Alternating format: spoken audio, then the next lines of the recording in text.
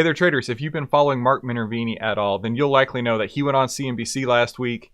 And during the process, there was a glitch in the interview, and the resulting fallout on this on social media has been just absolutely crazy. We've been working really hard, and we actually were able to get in touch with Mark, and we had a few questions to ask him. So, first question up here, Mark. So, what actually happened in the CNBC interview? So, Chris, let me first say that Tyler Matheson is a great guy. I've been on the show on shows with him before. In the 1990s, I used to go on CNBC all the time, regularly. As a matter of fact, I think the last time I was on with Tyler was in 2013 when I recommended LinkedIn. So before this interview even started, we had some issues. It started with my video. I changed some settings on my computer, and who knows, maybe I caused the problem. I don't know. I'm not sure.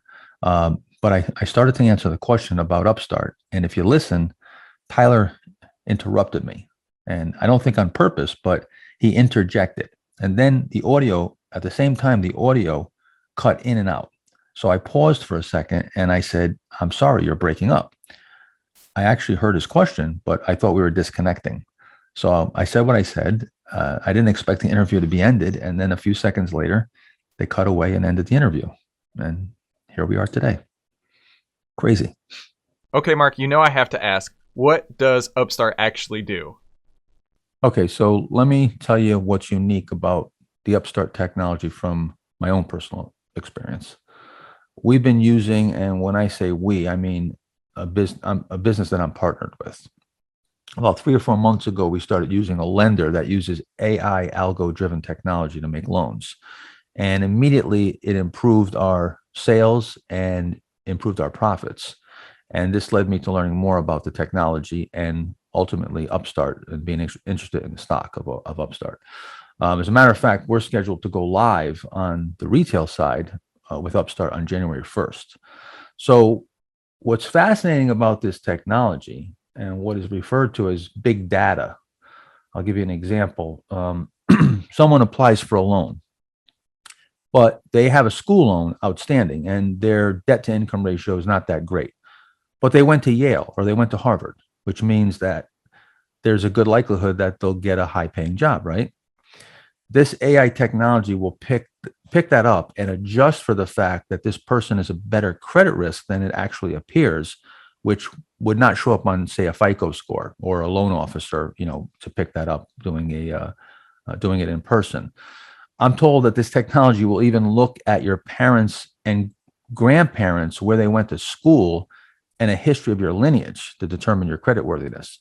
So loan officers and FICO scores may be a thing of the past, and this may be a new paradigm, sort of a classic case of disruption, similar to maybe like an Amazon. I know that's a big statement, but again, the technology looks for reasons to give somebody a loan, but the reasons are based on predictive modeling and a better way to determine the probability of payback or the likelihood of default, using something like 1,400 variables that it cross-references, and it does it all in just a second. So in our case, a consumer can go on an iPad and apply for a loan and get instant approval. So it's a better, faster, more accurate loan process. And that's what got me involved and interested in Upstart. Mark, I really appreciate you taking the time to go through everything that you know about Upstart. Obviously, you know plenty about the company. So you made a promise this weekend on your Twitter feed for all the skeptics out there that if you won the U.S. Investing Championship, which looks probable considering you've got a 262% gain at this point, what is the promise that you made out there on your Twitter feed? So if I win the U.S. Investing Championship this year, I will have my brokerage statements audited by an independent accounting firm, and I'll release the audit online to the public. Yep. Okay, Mark, is there anything else? I mean, a lot happened over the last few days on your Twitter feed. What else would you want to add? So I do want to take a moment to apologize if I offended anyone on Twitter. But in all honesty, my video posts were done in fun, simply poking back at those that were poking at me, which is probably an understatement. So it definitely got out of hand, and in some cases, quite personal. Some of the things that were said to me were personal attacks, or at least I took them as personal attacks, and I definitely poured gasoline on the fire. But I do apologize for the things uh, that were said that were crude or mean. As far as the videos are concerned, I post videos all the time of me shooting. Um, I was at my range with a couple of friends, and quite frankly, we all thought it was funny. But then it turned into comments back and forth that weren't so funny. So I think some of us took it too far, and it definitely went to an extreme.